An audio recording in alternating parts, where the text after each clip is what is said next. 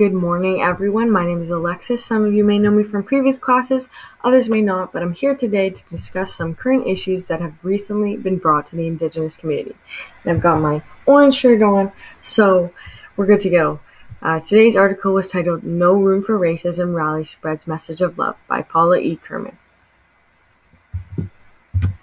This just past Saturday, May 29th, Indigenous superfan Blair Gladue led hundreds of fans of the Edmonton Oilers hockey team and gathered in front of Rogers Place in Edmonton to support the Edmonton Oilers defenseman, number 74, Ethan Bear. The goal from this was to denounce and bring awareness to racism. Ethan Bear was born in Regina, Saskatchewan, and raised in Ochapowas Nation near Whitewood, Saskatchewan. He was drafted onto the Edmonton Oilers back in 2015 and has since then changed the dynamic of the team for the better. He endured racism from hockey fans, referring to Bear being a lazy player while growing up. This incident is not the first time that Ethan has had to deal with such comments. This motivated him to work harder and prove any people that doubted him that they were wrong. He drew inspiration from his brother and other Indigenous hockey players, including well-known Carey Price, Brandon Montour, Aaron Isham, and Michael Ferland. If you are familiar with hockey, the playoffs are happening right now, and each series contains 2 teams. The first team to win 4 games advances, so no more than 7 games are ever played. Well, the Edmonton Oilers were just swept 4-0 by the Winnipeg Jets, and this is a huge upset for the Edmonton fans. This left Bear subject to discrimination, with many fans blaming the loss on him. He tweeted, "I'm here to stand up to this behavior. I'm proud of where I come from. I'm proud to be an Ochapowas First Nation. And I'm not just doing this for myself. I'm doing this for all the people of color and for the next generations." After watching Bear deal with being brutally shamed and disrespected, superfan Blair Gladue decides he's going to use his platform to do something about the problem. Blair Gladue is a well-known superfan in Edmonton, known best for his stunts of painting his truck orange and never missing a game, but Gladue is also an Indigenous Canadian. As someone who has experienced this type of racism firsthand, Gladue felt as though he had to step in and bring awareness to the subject. We're all equal, no matter who we are and where we come from. We should all be treated as one, Gladue said. You can't fight hate with hate. When someone says they hate you, tell them you love them, and you will be a stronger person in the end. It was this that fueled Gladue's desire to organize this rally known as No Room for Racism.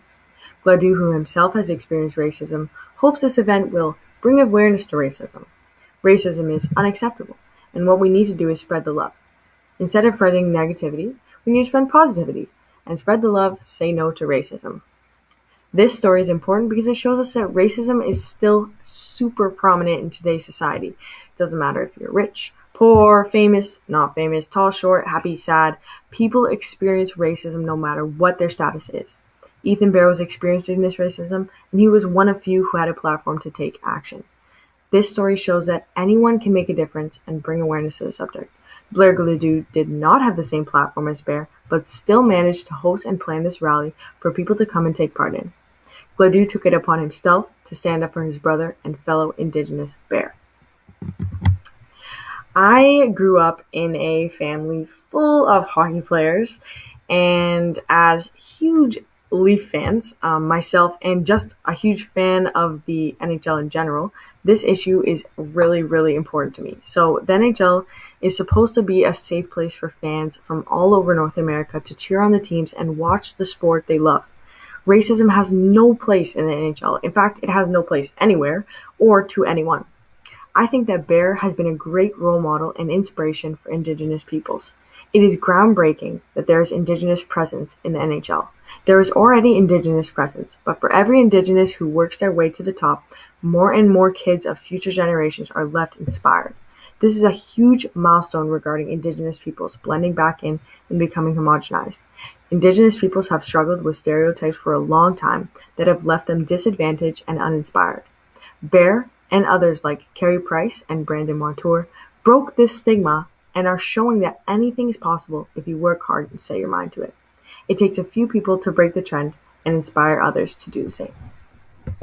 Indigenous peoples did not have an easy start, especially when entering the world of sport, having to either directly or indirectly overcome issues like poor education, healthcare, housing, annual payments, and little to no resources.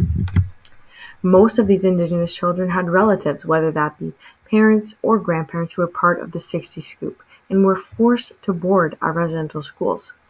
These are all major events that left Indigenous kids confused and searching for meaning in their lives. It is so difficult already to become part of an organization like the NHL. It is something that's extremely competitive, so it's very impressive for Indigenous people like Bear to be accomplishing this while simultaneously overcoming all the struggles outside of hockey. And for Bear to be receiving backlash for working his hardest and being dealt unfortunate results is unacceptable. Hockey is a team sport. If it were individual, then Connor McDavid, like we see here, who's arguably one of the best hockey players in history, would be running the board. Except that he is on Edmonton as well, and he lost just as much as Bear did. Bear should not be experiencing this type of reaction from the fans. The rally that was run shows just how important it is that fans step in and use their voices together to make a difference.